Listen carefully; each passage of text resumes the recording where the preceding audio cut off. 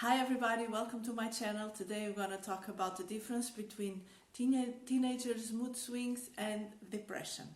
I'm Rita and today it's all about you.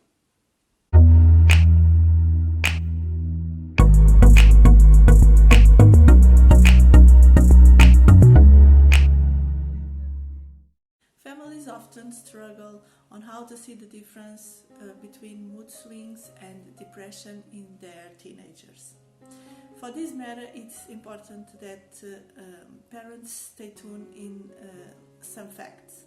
The first fact is to see how severe are the symptoms. Usually, mood swings are one of the symptoms of depression, but they are not the only one.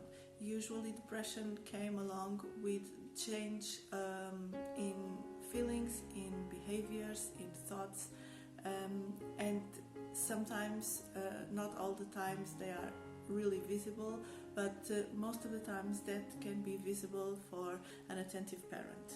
Another aspect that it's important to analyze is for how long these symptoms are happening. So if it's something that is just a moment thing, or if it's something that has been happening for the last at least 2 or 3 weeks. And this is something that you can or even should talk about with your teenager and analyze together about what he is feeling and what kind of symptoms he is having. Third thing that it's important to analyze if how these mood swings are affecting your teenager life.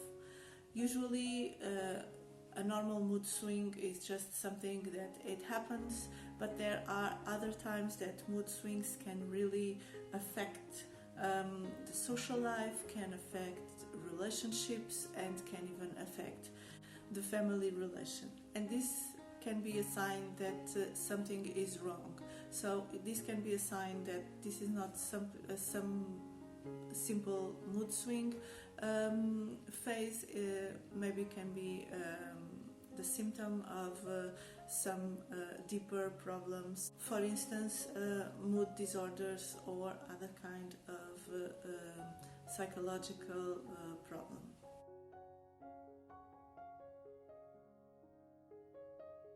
Mood swings are very typical in the teenager times because it's caused by the changes that happened in the limbic system. And because this is the center of our emotions, sometimes teenagers have some trouble in self-control, decision make and risk-take evaluation.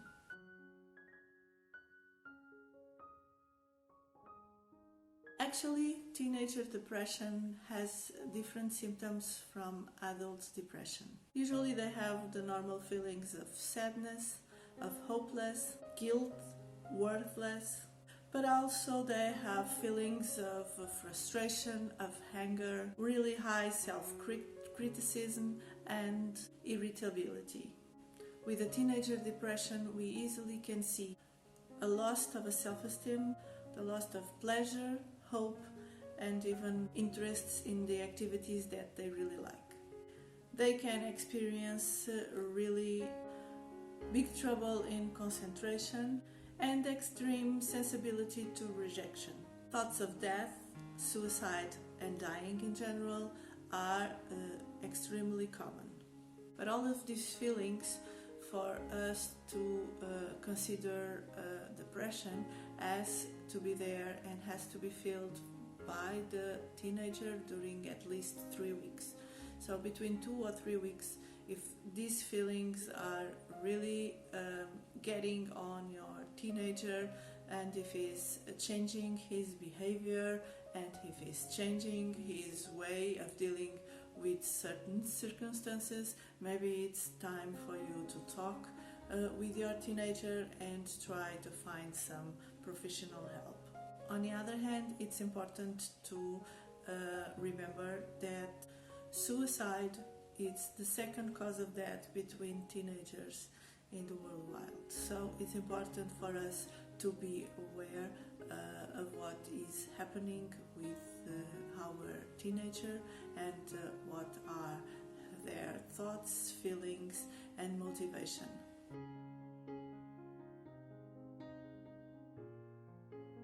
So, the role of parents in this matter is extremely important.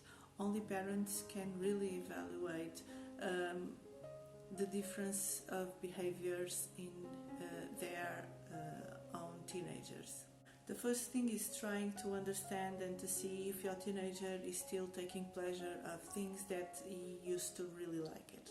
Like, for instance, sports, hobbies, music, being with friends, and other things. It's important for your parents to see if your teenager has different approaches to food, for instance, if the behavior is totally different from what he used to be, and try to see if there's any kind of different reaction to the eating process.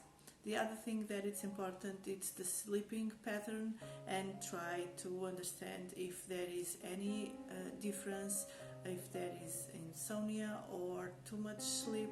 Even sometimes teenagers have the need of sleep much longer than usual. You can always see if it's too much or much more sleeping time than the usual for your teen. Another thing that it's common in teenager times is the use of substances that usually are not very healthy for your teenager.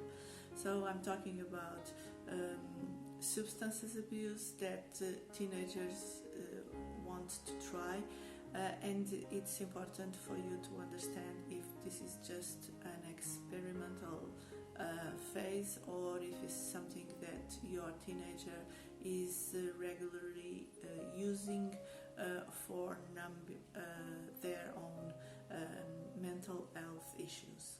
Talking to your teen and trying to see if it's experience any kind of issue in all of these matters, trying to understand what kind of feelings and thoughts he's having, particularly if he's having suicidal or death thoughts. It is something that it's important for you to do, and particularly it's important that you can have these kind of conversations without panicking, and even trying to empathize with your teenager. Remember that he is very sensitive to rejection, and anything that you can say that he considers a little bit more like a criticism can really shut down and can really end this conversation opportunity.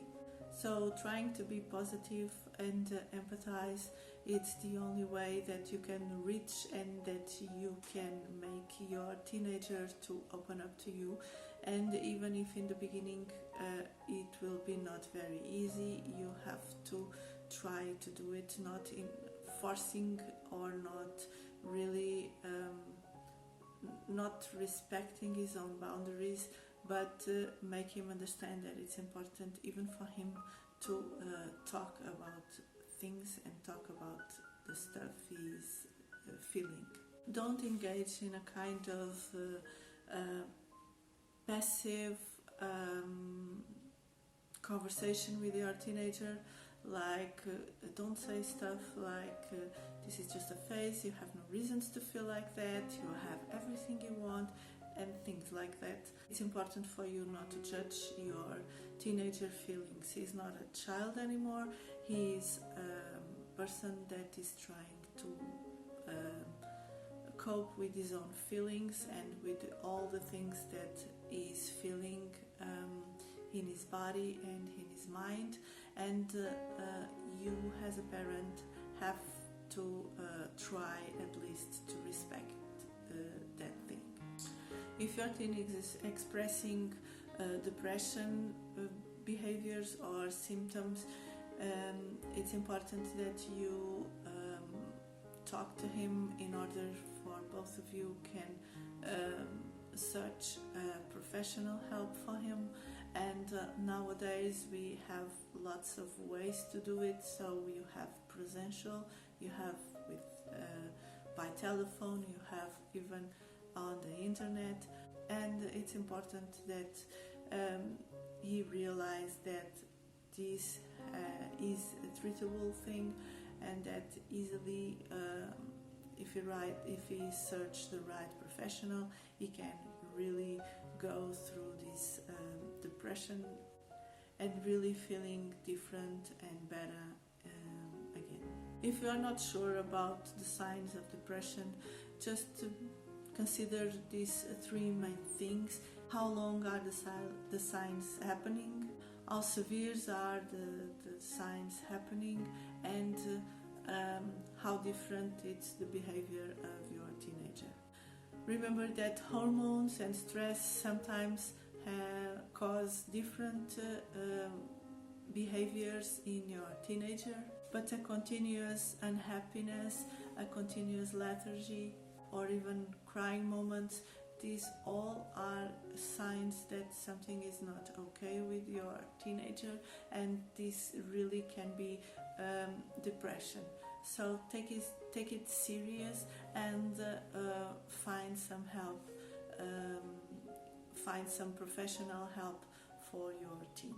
So that's all for today, guys. I hope you like it. I hope you leave the thumbs up. I hope you subscribe the channel, comment if you want, and I'll see you next time.